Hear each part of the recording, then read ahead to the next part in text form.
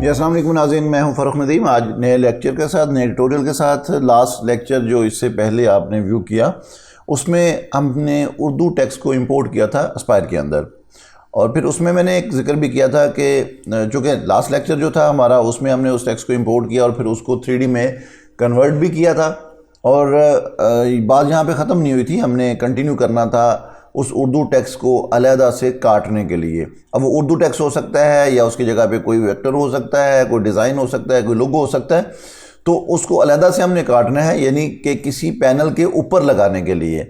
तो जब हमारे पास डिज़ाइन आता है या जब हम उसे डिज़ाइन करते हैं तो वो बिल्कुल इसी तरह से, जैसे ये वेक्ट्रिक ये लिखा हुआ है और इसमें दरमियान में स्पेसिस एज़ पर स्टैंडर्ड या एज़ पर टेक्स्ट बनी हुई हैं, लेकिन जब हमें अगर यही लफ्ज़ काट के देने पड़े तो आप देखिएगा कि इनके दरमियान स्पेसिस को हमें ख़त्म करना पड़ता है और इनको एक दूसरे के अंदर रख के मटेरियल सेव करना होता है। तो एक्चुअली आज का जो हमारा टॉपिक है वो कुछ इसी तरह का है। इसको हम लोग कहते हैं नेस्टिंग। जैसे एक परिंदे ने घोंसला बनाया होता है तो एक तिनके को दूसरे के अंदर से गुजारते हुए उसने उसको कंपैक्ट करके एक घोंसला बनाया होता है। तो नेस्टिंग बेसिकली यहाँ पे भी यही रोल प्ले करेगा कि इन तमाम लफ्ज़ों को, तमाम डिज़ाइन को एक दूसरे के अंदर घुसा के मटेरियल को सेव करेगा। सिर्फ और सिर्फ आपको कटिंग का मार्जिन देगा और आपका मटेरियल सेव करते हुए कटिंग के लिए फ़ाइल को रेडी करेगा। तो स्टार्ट लेते हैं। मैं यहाँ पे एक नई फ़ाइल क्रिएट करता हूँ जो इसकी मैंने विड्थ रख दी 48 और दूसरी साइड से भी मैं इसको अप्रॉक्सीमेटली 48 ही कर देता हूँ। साइज़ हम बाद में एडजस्ट कर सकते हैं। मैंने फ़ाइल क्रिएट कर दी। अब इसमें एक समझ लें कि एक बोर्ड डिज़ाइन होना है। वो बोर्ड क्या डिज़ाइन होगा, उसके ऊपर हम कुछ टेक्स्ट इंपोर्ट करते हैं उर्दू का, कुछ हम इसमें मोनोग्राम इंपोर्ट करते हैं। तो स्टार्ट लेते हैं इंपोर्ट में आके इंपोर्ट वेक्टर। जी यहाँ पे से इंपोर्ट करते हैं। इंपोर्ट के लिए जैसे हमारे पास ये डायलॉग आएगा और इसमें आपको एक फ़ाइल सेलेक्ट करना होगी। लाइक मेरे पास यहाँ पे कैडकैम का लोगो की ये फ़ाइल पड़ी हुई है। मैं इस फाइल को सेलेक्ट करता हूँ और इसको बड़ा किया जितने साइज़ पे आप इसको लगाना चाहते हैं। मैं अप्रॉक्सीमेटली इसकी प्लेसमेंट भी करता हूँ ताकि थोड़ा सा आपको आइडिया हो सके कि इसमें किस तरह से ये सेटिंग होनी है। ये मैंने यहाँ पे रखा। अब ये बात ज़हन में रखिएगा कि आपने जब इसको डिज़ाइन करना है तो आपको इस बात का इल्म होना चाहिए कि ये जो डिज़ाइन है, ये जैसे इसके अंदर ये पट्टी बनेगी, इसकी थिकनेस इतनी होनी चाहिए कि वहाँ पे कटिंग के दौरान ये टूट ना जाए। तो मैं जूम करके इसको यहाँ पे मेजरमेंट लेता हूँ। मेजरमेंट लेने के लिए डायमेंशन टूल को मैंने यूज़ किया। यहाँ से लेके यहाँ तक ये मेजरमेंट कितनी आ गई, यानी ये मेजरमेंट 0.1915 आई। ये आप देख लें 0.1915 का अगर मैं कैलकुलेटर की मदद से मिलीमीटर्स में चेक करूँ, क्योंकि कंपैरेटिवली उसमें थोड़ा आसान होता है। 0.1915 मल्टीप्लाई 25.4, तो ये अप्रॉक्सीमेटली 5 mm के करीब आएगी। आई थिंक ये कम है। इसके टूटने के चांस ज़्यादा हैं, तो इतना रिस्क लेने की ज़रूरत नहीं है। अगर बहुत बड़ी मजबूरी है तो फिर करें, वरना कोशिश करें कि डिज़ाइन इतना बड़ा हो कि आप उसको मैनेज कर सकें। तो सबसे पहला काम तो ये है कि मैं इसको थोड़ा सा इंक्रीज़ कर लेता हूँ साइज़ को। यहाँ से मैंने थोड़ा सा बाहर रखा, बस इतना मार्जिन छोड़ दिया कि वो हमें डिस्टर्ब ना करे। उसके बाद ये जो छोटा टेक्स्ट लिखा हुआ है अप्रॉक्सीमेटली ये दोनों की थिकनेस सेम जा रही है, तो ये 5 मिलीमीटर से थोड़ा ज़्यादा हो गया, 2 सूत के करीब हो गया, तो इट्स ओके। अब हमने इसके नीचे कुछ उर्दू टेक्स्ट लिखना है, तो उर्दू टेक्स्ट के लिए हमें इन पेज पे जाना होगा। इन पेज के ऊपर ये मैंने एक फ़ाइल टाइप करके रखी हुई है। बॉक्स लगाना है, बॉक्स के अंदर आपने टाइप करना है, फ़ॉन्ट चेंज करें, जो मर्ज़ी आप उसके अंदर डिज़ाइन कर सकते हैं। और उस बॉक्स को जैसे ये देखें डिसलेक्ट हुआ, ये मैंने सिलेक्ट किया। सेलेक्ट करने के बाद इसको एक्सपोर्ट पेज पे जाएंगे। एक्सपोर्ट पेज के अंदर आपने ब्राउज़ करके उसको लोकेशन देनी है। मैं यहाँ पे उसको नंबर 3 फाइल देता हूँ और इसको यहाँ पे आपने पोस्टस्क्रिप्ट फाइल पे लेना है जो कि EPS एक्सटेंशन के साथ है। इसको यहाँ पे सेव किया। सेव करने के बाद आप ओके करें। ओके किया और ये फ़ाइल आपके सेव हो गई। वापस एस्पायर पे चलेंगे। एस्पायर पे आके इंपोर्ट करेंगे वेक्टर फॉर्म में। ये मेरे पास 3 नंबर फाइल रेडी है। यहाँ पे देखें मैंने इसको बड़ा कर दिया। ये अप्रॉक्सीमेटली ये साइज़ जो मैं यहाँ पे लगाना चाह रहा हूँ ये बन गया साइज़। अब इसमें उर्दू आया है और एक बहुत ही जो इसमें बात है जो डेंजरस है डिज़ाइन के पॉइंट ऑफ व्यू से, वो ये है कि इसके ऊपर ये डबल लाइन लगी हुई है। क्यों? क्योंकि ये टेक्स्ट अलहदा होता है, ये टेक्स्ट अलहदा होता है। जब आप फ़ॉन्ट चेंज करेंगे तो फिर इस तरह के इश्यूज आपको फेस करने पड़ेंगे। बट नो प्रॉब्लम, हम इसको सॉल्व करेंगे। किस तरह से सॉल्व करेंगे? ये देखिए, इन दोनों को इकट्ठा सेलेक्ट करें, वेल्ड कर दें। ऐसे ही यहाँ से भी इन दोनों को सेलेक्ट करें, वेल्ड कर दें। वेल्डिंग के दौरान ये बात ज़हन में रखिएगा, कोई ऐसा ऑब्जेक्ट इसमें नहीं आना चाहिए कि जो डबल वेक्टर हो। डबल वेक्टर क्या होता है वो भी मैं बता देता हूँ। जैसा यहाँ पे ये राउटर की जो ऊपर टे बनी हुई है, टे के ऊपर जो कैप है, इसके अंदर ये डबल कर्व है, यानी ये वेक्टर है, ये वेक्टर बाहर और एक अंदर भी वेक्टर है। आप अगर इस सारे को सेलेक्ट करेंगे, आपने इस पर तवज्जो रखनी है, और इसको जब वेल्ड करेंगे तो वो अंदर वाला वेक्टर ख़त्म हो जाता है। तो ये नहीं करना आपने सिर्फ और सिर्फ इतना ऑब्जेक्ट सेलेक्ट करना है, इसको वेल्ड कर देना है। फिर मैं यहाँ से इतना ऑब्जेक्ट सेलेक्ट किया, इसको वेल्ड कर दिया। इसी तरह से आपको थोड़ी सी मेहनत तो ज़रूर करनी पड़ेगी, लेकिन डिज़ाइन अच्छा बन जाएगा। ये मैंने इसको भी वेल्ड किया। हम इकट्ठा डिज़ाइन भी पकड़ सकते हैं, बस वही बात, डबल वेक्टर नहीं होना चाहिए। सपोज़ मैंने ये पकड़ा और इसको ये वेल्ड कर दिया। अब इसमें क्या होगा कि जब इनको हम वेल्ड करते जाएंगे तो इनके दरमियान में ये जो जॉइंट हैं ये रिमूव हो जाएंगे, ये उसमें मर्ज होते जाएंगे। तो ये बहुत ज़रूरी है, वरना ये लफ्ज़ जो लिखेंगे आप, ये सारे के सारे लफ्ज़ कट जाएंगे। ये देखें, इसके अंदर कोई भी डबल वेक्टर नहीं है। मैं इस पूरे टेक्स्ट को सिलेक्ट करके इकट्ठा भी वेल्ड कर सकता हूँ।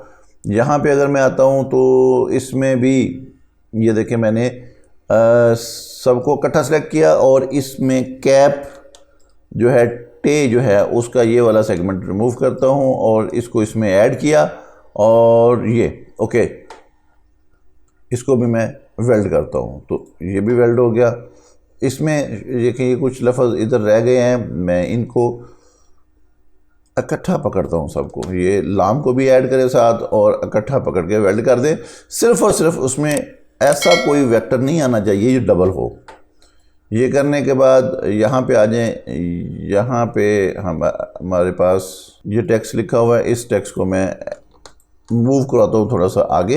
ये प्लेसमेंट तो खैर आपको मसला नहीं है, ये तो आप कर ही लेंगे। यहाँ पे मैंने इसको रखा। अब राब्ता के अंदर अलफ नहीं है तो फिर भी कोई मसला नहीं है, हम कहीं से भी अलफ उठा सकते हैं। मैंने इसको कॉपी ली और यहाँ पे रख दी, और ये देखें, इस तरह से आप इसको थोड़ा सा मूव भी करवाना चाहें तो करवा लें। ये मैंने मूव किया और अलफ को यहाँ पे रखा। तो नाज़रीन, इस तरह से ये हमारे पास तकरीबन वो जो हम बोर्ड बनाना चाह रहे हैं या जो टेक्स्ट लिखना चाह रहे हैं वो रेडी है। अब इसको समझें, ये बहुत इंपॉर्टेंट चीज़ है। जैसे ये टेक्स्ट अगर यहाँ पे लिखा हुआ है तो मैं पूरे साइन बोर्ड या पूरे एक ये जो नीचे MDF या जो भी कोई आप सोर्स मटेरियल यूज़ करेंगे, मैं उस पूरे में से ऐसे काट के मटेरियल ज़ाया नहीं करना चाहता। मैं ये चाहता हूँ कि ये जितना भी मटेरियल काटना, क्योंकि हमें बेसिकली ये लफ्ज़ चाहिए, हमें बाहर वाला नहीं चाहिए, हमें इनर ऑब्जेक्ट चाहिए। तो उसके लिए डेफिनेटली कटिंग बाहर से होगी और अंदर वाला लफ्ज़ सेव होगा। तो बाहर वाला मटेरियल मैं ज़ाया क्यों करूँ? उसके लिए मुझे नेस्टिंग करना होगी। फ़ाइल सेव कर लें ताकि आप जब कस्टमर को दें तो उसको पैरेलल ये फ़ाइल दे दें कि भाई इस तरह से तूने इसको जोड़ना है। ये कस्टमर इसको खुद जोड़ेगा, या अगर आपने जोड़ना है तो आपके पास ये फ़ाइल महफूज है, आप इसको एक दफ़ा सेव कर लें। मैं यहाँ पे इसको सेव करता हूँ, मैंने साइन बोर्ड के नाम से फ़ाइल सेव कर ली। अच्छा, अब अगला रोल हमारा क्या होगा? एक तो तरीकाकार ये है कि आपने ये काम किया और इन तमाम टेक्स्ट को कॉपी करें। जैसे मैंने ये Ctrl+C के साथ कॉपी किया, और एस्पायर के ये जो आपके टास्क बार के ऊपर एस्पायर आया है, इसके ऊपर राइट क्लिक करके आप एक दफ़ा फिर एस्पायर 9.5 को क्लिक करें ताकि पैरेलल दो एस्पायर ओपन हो जाएं। और यहाँ पर आप वही तरीकाकार है कि 4 फीट चौड़ा या जो भी आपके पास पीस पड़ा हुआ है MDF का, या जो सोर्स मटेरियल है उसका जो पीस पड़ा होगा, आप वो यहाँ पे साइज़ दें और इसको ओके करें। अब मैं यहाँ पे वो तमाम तरह डाटा रखता हूँ और इसको अब मैंने नेस्टिंग करनी है। तो नेस्टिंग के लिए यहाँ पे हमारे पास टूल मौजूद है नेस्टिंग का। आपने तमाम ऑब्जेक्ट को सिलेक्ट कर लेना है। सिलेक्ट करने के बाद नेस्टिंग पे आना है। नेस्टिंग पे आके ये देखिए कुछ चीज़ें बड़ी समझने वाली हैं। आपने इसके लिए टूल कौन सा यूज़ करना है? टूल का डायमीटर लिखें, 0.125 का टूल यूज़ कर रहा हूँ, यानी 1 सूत डायमीटर का टूल यूज़ कर रहा हूँ। और उसके बाद यहाँ पे देखें ये है क्लियरेंस, ये बहुत इंपॉर्टेंट चीज़ है। ये जब बन जाता है मैं आपको थोड़ा सा मज़ीद इसको ब्रीफ कर दूंगा। एक्चुअली क्या है कि आपने ये बताना है कि जब दो पार्ट इकट्ठे पड़े हुए हैं तो उनके दरमियान में जो गैप छोड़ना है वो कितना छोड़ना है। एक उसमें ये होगा कि जो टूल का डायमीटर है, जब टूल उसमें से कट के जाएगा तो पीछे स्पेस कितनी बचनी चाहिए। तो अब देखिए दो सूरतें होती हैं, या तो स्पेस इतनी हो कि साथ वाला भी कट जाए, तो या फिर ये है, वो डिपेंड करता है कि डिज़ाइन कैसा है। अगर स्ट्रेट डिज़ाइन है तो फिर तो ठीक है, हम ये काम कर सकते हैं। अगर डिज़ाइन कर्वी है तो फिर एक डायमीटर गुजरे, यानी कटर एक टूल काट के जब निकल जाए तो जब दूसरी तरफ से टूल काटने हैं तो दरमियान में, दोनों के दरमियान में इतनी स्पेस होनी चाहिए कि वो उस मटेरियल के प्रेशर को सहार सके, यानी टूल के प्रेशर को सहार सके। तो मैं यहाँ पे डायमीटर और इस साइड पे उसको मैं जो बिटवीन क्लियरेंस है वो मैं 0.375 कहता हूँ। सो अभी आपको आगे इसकी समझ आएगी। 0.5 मैंने बॉर्डर गैप रखा, यानी जब ये शीट को काटेगा तो साइडों पे 0.5 का बॉर्डर रखे, जहाँ पे आपने कोई नेल वगैरह कील शील लगाना होता है तो वो वहाँ पे आपने बचा लेना है। उसके बाद पार्ट नेस्टिंग ऑप्शन के अंदर वो कह रहा है rotate parts to find the best fit, यानी आपने उसको कह दिया कि इनको तमाम लफ्ज़ों को घुमा फिरा के एक दूसरे के अंदर एडजस्ट कर सकता है। तो उसने कहा कि मिनिमम जो उसका स्टेप एंगल है वो क्या होना चाहिए। तो मैंने 5 डिग्री तक है, तो 5 डिग्री के अंदर तक जा सकता है घुमाने के लिए। आप इसको 1 डिग्री कहेंगे तो मज़ीद बारीकी के साथ भी उसको एडजस्ट कर लेगा, तो नो प्रॉब्लम। उसके बाद मिरर पार्ट आपने नहीं करके रखने, अलो पार्ट एक दूसरे के अंदर पार्ट नहीं रखने। ये फिर एक चीज़ समझने वाली है। शीट ऑप्शन में जब हम आएंगे तो नेस्ट फ्रॉम, शीट के 4 एजेस हैं, इस कॉर्नर से नेस्टिंग शुरू होगी। नेस्टिंग डायरेक्शन क्या होगी, अलोंग एक्स या अलोंग वाई, यानी आप अगर उसको एक्स की तरफ अलोंग करेंगे तो वो उसको वाई पूरा यूज़ करेगा और एक्स के साथ बढ़ाएगा जितना उसको इजाफी चाहिए।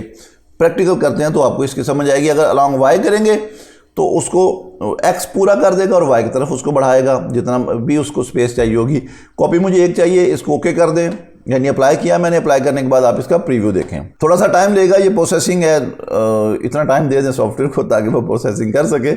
इस प्रोसेसिंग के बाद आपको इनकी नेस्टिंग शो करवाएगा। अगर आपको वो इसकी नेस्टिंग कबूल है, आप उसे एक्सेप्ट करते हैं कि ठीक है मेरी रिक्वायरमेंट पूरी कर रहा है, डन करें। नहीं तो आप दोबारा से उसको एडजस्ट कर लें, गैप एडजस्ट कर लें, उसकी शीट ऑप्शंस में जाके उसकी जो नेस्टिंग पोजीशन है वो एडजस्ट कर लें। ये देखें जी, बहुत खूब। खुद से लगाने बैठे हैं तो फिर देखिएगा कि कितना टाइम लगता है और क्या आप लगा सकते हैं कि नहीं लगा सकते। तो ये देखिए यहाँ पे मैंने जितना भी डाटा था वो सारे का सारा उसने नेस्टिंग की मदद से एक साइड पे तरतीब लगा दी। अब आ जाए, ये जो बात मैंने आपको कही थी कि इस पे हम बात करेंगे नेस्टिंग पे।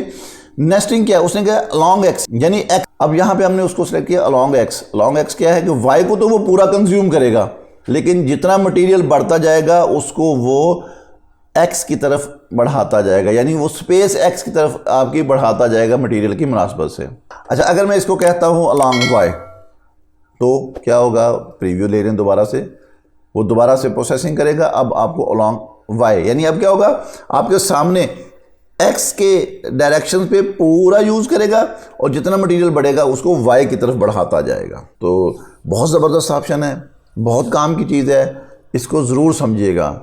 और मेरी हमेशा कोशिश होती है कि आप लोगों को साथ लेके चलूँ। माशाल्लाह बहुत अच्छी फीडबैक आ रही है आप लोगों की, मुझे खुशी होती है।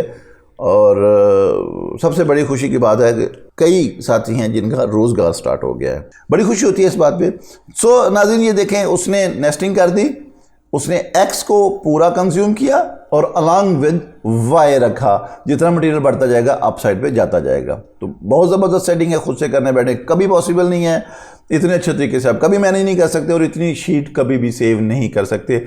मुझे ये सेटिंग जो मैंने देखी, मुझे एक मतलब समझ में आ रही है कि ओके होगी ये। मैं इसको डन करता हूँ, ओके किया। ओके करने के बाद अब आ जाएं ज़रा इसके प्रोग्राम पे। ये फिर उसके बाद एक बहुत अहम चीज़ है जो मैं पीछे बताना चाह रहा था, लेकिन अब वो क्लियर हो जाएगी जी। हम यहाँ पे प्रोफाइल टूल पे आएंगे। यहाँ पे हमने चूँकि पीछे नेस्टिंग के दौरान में टूल 0.125 का सेलेक्ट किया था, यहाँ पे एंड मिल आपने 0.125 का ही रखना है। टूल के बारे में मैं हमेशा कहता हूँ कार्बाइड का टूल यूज़ करें। टूल में अगर आपको कोई प्रॉब्लम आ रही हो तो ज़रूर शेयर कीजिएगा। होपफुली मैं कोशिश करूँगा कि आपको ये टूल प्रोवाइड कर दूँ। एडिट पास में आगे, एडिट पास में आगे मैंने उसके पॉसेस कम किए। मैं इसको 3 पॉसेस में करता हूँ क्योंकि लफ्ज़ बहुत बारीक है। इसको मिनिमम जो है वो 3 पासेस ज़रूर कीजिएगा। 0.75 थिकनेस की शीट है, 0.3 पासेस करेंगे तो ये 2 सूत का एक पास बनाएगा। तो इसको मैंने 3 पासेस के साथ ओके किया। इसकी कटिंग जो है वो मैं आउटर लूँगा क्योंकि मुझे इनर सेव करने हैं। आउटर कटिंग दें। आउटर कटिंग देने के बाद आप इसको प्रोफाइल 1 है, इसको कैलकुलेट करें। कैसे करेंगे? पहले ऑब्जेक्ट को सेलेक्ट करें और इसको कैलकुलेट करें। कैलकुलेशन के बाद ये देखिए उसने यहाँ पे उसके पाथ डिज़ाइन कर दिए। आप यहाँ पे प्रीव्यू करें, यहाँ पे ये देखें वो 1 बाय 1 तमाम पार्ट्स की कटिंग दे देगा। साथियों, उम्मीद करता हूँ कि आपको आज का लेक्चर भी बहुत फ़ायदामंद मिलेगा। इससे आपको अच्छा खासा फ़ायदा होगा, आपका मटेरियल सेव होगा, काम की स्पीड अच्छी होगी और सबसे बड़ी बात प्रोफेशनल टेक्निक्स आपके पास आ रही हैं। तो उसी तरह से हमेशा दुआओं का तलबगार रहा हूँ आप लोगों से। दुआओं में याद रखिएगा। इंशाल्लाह अगली दफ़ा कुछ नई चीज़, नई टेक्निक के साथ दोबारा मुलाकात करूँगा। अल्लाह हाफ़िज़।